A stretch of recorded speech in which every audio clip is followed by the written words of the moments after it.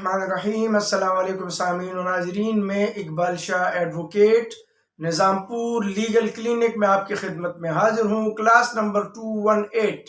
यानी 218 में एक नए टॉपिक के साथ। और आज का भी जो टॉपिक है वो नहायत ही बर्निंग इशू है और एक हाई फाई केस है, मर्डर केस है, जिसमें यूँ समझ ले कि बज़ाहिर तो एक ब्लाइंड मर्डर है। कोर्ट में मुलजिम के वकील के आर्गूमेंट के मुताबिक। और ये केस जो है जिस पे हम बात करने जा रहे हैं, ये एक वेल नॉन जर्नलिस्ट हैं आया ज़मीर साहब। उनके बेटे शाहनवाज के हाथों एक जो मुबैना बताया जा रहा है उनकी वाइफ का है। और इसमें शाहनवाज के साथ साथ आया ज़मीर साहब और उनकी अहलिया, साबिका अहलिया जो है सारा, जो अपने बेटे के साथ फार्म हाउस में रहती थी, उनको भी इन्वॉल्व किया गया है। तो सॉरी। तो इस पे अब सरासिल कानूनी गुफ्तगू करेंगे कि इस जो केस में की पूरी नौयत क्या हो सकती है। जो ऐनी शायद है, बल्कि ऐनी शायद तो नहीं कह सकते, जिसने आवाज़ें सुनी हैं, और साथ साथ जो सर्कमस्टांशियल एविडेंस है, और इसके बाद जो पोस्टमार्टम रिपोर्ट है, और साथ साथ जब आया ज़मीर और उसकी साबिक अहलिया को भी इन्वॉल्व किया तो इसके कानूनी हैसियत क्या बनता है और ऑल ओवर केस पे क्या इफेक्ट किया जा सकता है। और एफआईआर जो है वो मकतूला के जो चचा हैं, रिटायर्ड कर्नल हैं, शायद अब्दुर्रहीम नाम है उसका, और शायद एक और कर्नल है हफीज़, मेरे ख्याल से उनके नाम यही हैं। उन्होंने एफआईआर दर्ज की है। और अब जो है मुलजिम को भी पकड़ा गया है, शाहनवाज को, और आया ज़मीर साहब को भी पकड़े गए हैं, गिरफ्तार किए गए हैं। और शाहनवाज का जो है वो फर्स्ट रिमांड हो चुका है और 26 तक जो है वो जिस्मानी रिमांड पर है। तो अब ये पूरा जो केस है, जो इसके फैक्ट्स हैं, जो आज जो मैंने अखबार पढ़ा है, जो जंग अखबार है, उसमें जो पूरी डिटेल दी गई है उसके हिसाब से, और जो कुछ न कुछ जो मैं वाक़या के बारे में जो दर्ज किया गया है या सुना गया है, वो और पोस्टमार्टम के हवाले से इस पे हम अब गुफ्तगू करेंगे और लीगल गुफ्तगू करेंगे, क्योंकि ये लीगल मैटर है और मेरा क्लास भी लॉ क्लास है। तो इस हवाले से नए लॉयर्स और लॉ स्टूडेंट के हवाले से जो है, जो अक्सर वो नया जो भी मैटर आते हैं पूछते हैं कि उन पे क्लास हो जाए और इसी पे गुफ्तगू करते हैं। तो चलते हैं, इस पे लीगल गुफ्तगू करते हैं। और इसके पहले फैक्ट्स पे, क्योंकि हर केस का पहला फैक्ट्स होते हैं, उसके बाद ग्राउंड्स होते हैं, और फिर लीगल गुफ्तगू जो है आर्गूमेंट हम उस पे होते हैं। तो फैक्ट्स इस तरह है कि शाहनवाज की ये जो फैक्ट्स है, जो बताए गए वाकयात हैं, उसके मुताबिक ये इसकी तीसरी शादी है सारा के साथ। और जो सारा है वो कनेडियन नेशनल है, उसके वालिदैन कनाडा में रहते हैं और ये खुद दुबई में जॉब करती थी। और कोई कहते हैं एक हफ्ते को, बाज़ लोग कहते हैं कि महीने पहले जो है वो शादी हुई है शाहनवाज के साथ सारा की। और वो फिर चाहती थी कि वो पाकिस्तान आए, लेकिन ये भी कहा जा रहा है कि सारा को शाहनवाज ने जो है वो पहले दो शादियों के बारे में नहीं बताया था, इसलिए शायद वो थोड़े से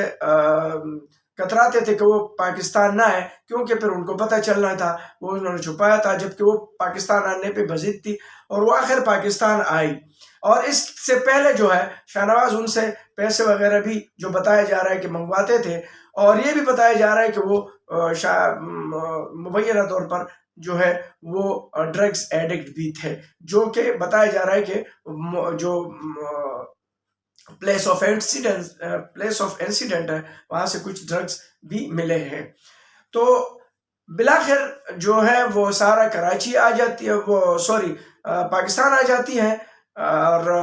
वो एक गाड़ी भी खरीद लेती है। और गाड़ी खरीदने के बाद ये भी कहा जाता है कि वो अपने नाम के बजाय, शाहनवाज सारा के नाम के बजाय अपने नाम कर लेती हैं। लेकिन सारा को اس دوران جو ہے وہ دوسری بیویوں کا بھی پتہ چل جاتا ہے شاہنواز کا، جس پہ ان کے آپس میں تکرار ہو جاتی ہیں اور وہ پھر مطالبہ کرتی ہے اپنے گاڑی بھی اپنے نام کرنے کی اور پیسوں کی، اور شاید یہ بھی کہہ رہا ہوگا کہ یا تو وہ ہمیں چھوڑ دیں یا پھر ان کو چھوڑ دیں۔ لازمی بات ہے جب ان کو نہیں بتایا ہوگا تو ان کی بہت بڑی تکرار ہو جاتی ہیں، جس پہ لڑائی ہوتی ہیں، اور جو سرکمسٹانشل ایویڈنس ہے، جو لوگوں نے تکرار قریب جو ہے فارم ہاؤس میں سنے ہیں، اور ان کی والدہ سارا جو ہے وہ بھی بتایا جاتا ہے کہ فارم ہاؤس میں موجود تھی، لیکن وہ والدہ ہے، اگر انہوں نے سنا بھی ہوگا تو بیچ بچاؤ بھی ممکن ہے انہوں نے کی ہوگی، لیکن اگر آخر میں مرڈر ہوا ہوگا تو لازم بات ہے وہ بطور ماں اس کو چھپانے کی کوشش کی ہوگی، اور لیگل اندازہ تو ان کو نہیں تھا کہ وہ فوری طور پر پولیس کو بتائے کہ اس طریقے سے ہاں اخلاقاً طور پر وہ اگر لڑائی ہوتی تھی شروع ہو گئی اور وہ مرڈر پہ اتر آئے تو یہ ان کا فرض بنتا تھا کہ وہ پولیس کو بتائے بر وقت تاکہ وہ بچ سکے، لیکن یہ بھی ممکن ہے کہ ان کو پتہ ہی نہ چلا ہو۔ لیکن شواہد یہ بتا رہے ہیں کہ اگر قریبی جو ہے فارم ہاؤس میں جو ہے اور لوگ سن سکتے ہیں تو فارم ہاؤس میں موجود لوگ بھی اس کو سن سکتے ہیں، یہ بھی ایک آرگومنٹیٹو بات ہے۔ اب یہ واقعہ تو ہو گیا، جب پولیس آتی ہے، کوئی بولتے ہیں پولیس صبح آتی ہے، ٹائم یہ معلوم نہیں ہے، 11 بجے آتی ہے، لیکن روشنی میں آ جاتی ہے، دن کی روشنی میں جب آتی ہیں تو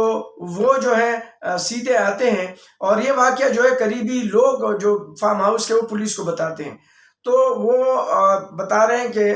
لازمی بات ہے گیٹ بند تھا، تو وہ جس طریقے سے پولیس آتی ہے وہ اس انداز سے آئی ہے، تو جب وہ انٹر ہوئی ہے پولیس تو ان کو بڑے عجیب انداز میں دیکھا ہے کہ وہ خون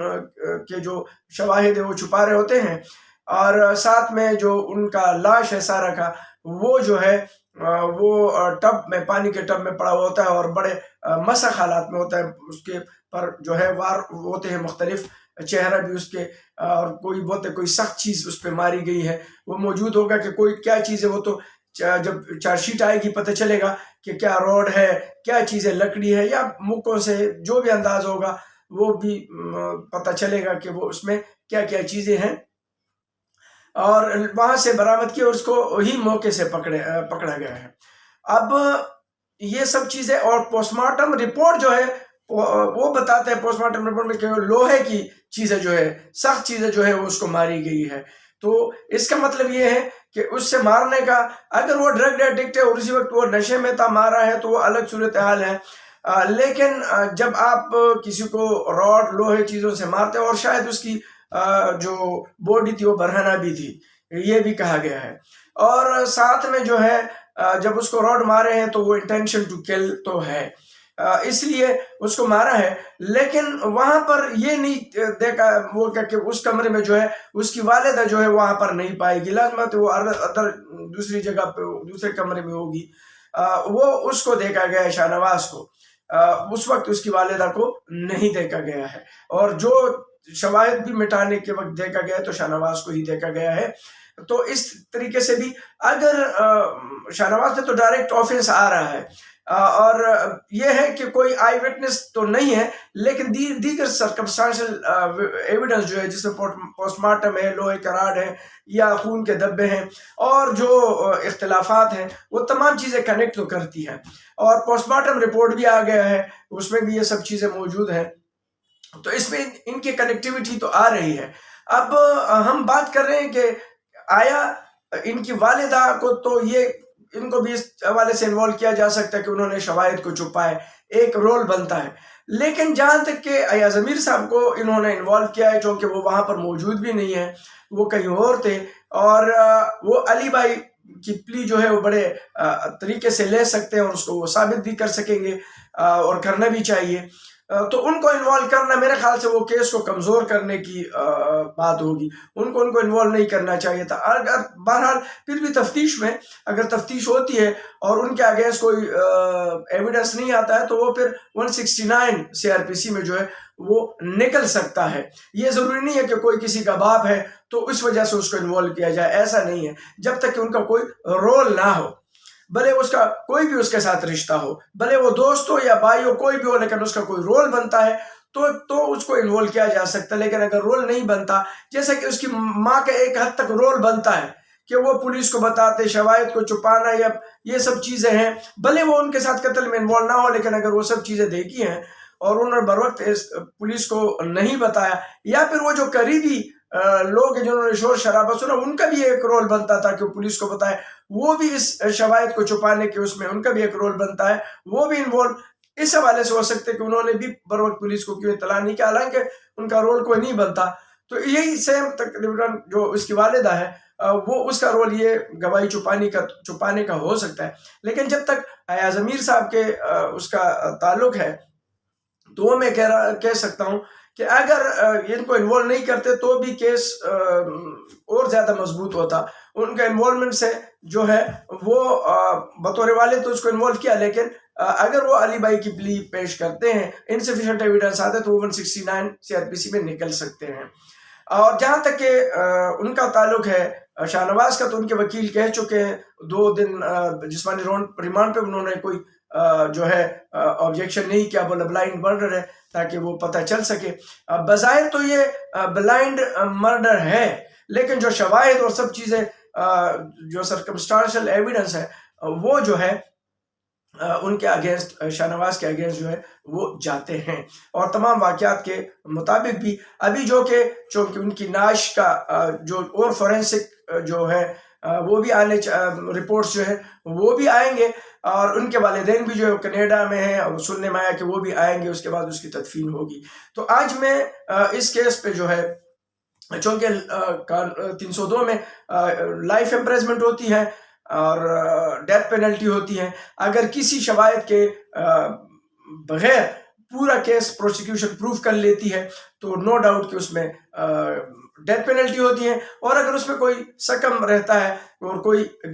گواہیاں اس انداز سے پوری نہیں ہوتی ہے، تو پھر جج جو ہے وہ ریزن لکھ کے اس کو لائف امپریزمنٹ دیتے ہیں، یا پھر آخر میں اگر دونوں ثابت نہیں ہوتے ہیں ڈیتھ پینلٹی کا یا لائف امپریزمنٹ کا، تو تیسرا آپشن کورٹ کے پاس یہ ہوتا ہے کہ اس کو ایکویٹ کیا جائے. تو اب دیکھتے ہیں، کیس جو ہے ابھی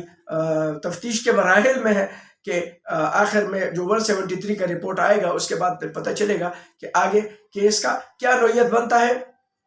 اور آج کے لیے اتنا ہی. وہ انشاءاللہ جب ٹرائل چلے گا اور ٹرائل کے حوالے سے بھی کوئی بات ہوگی تو اس پہ ہم نیکسٹ کلاس کریں گے. تب تک کے لیے اجازت چاہتا ہوں، لیکن جاتے جاتے میں آپ سے ضرور یہ ریکویسٹ کروں گا، اگر آپ میرے چینل میں نئے ہیں تو آپ میرے چینل کو لائک کریں، کومنٹس کریں، سبسکرائب کریں، اور بیل آئیکن کو بھی آپ جو ہے پریس کیا کریں تاکہ میرے نئے آنے والے ویڈیو آپ تک پہنچتے رہیں. تب تک کے لیے اجازت چاہتا ہوں. اللہ حافظ.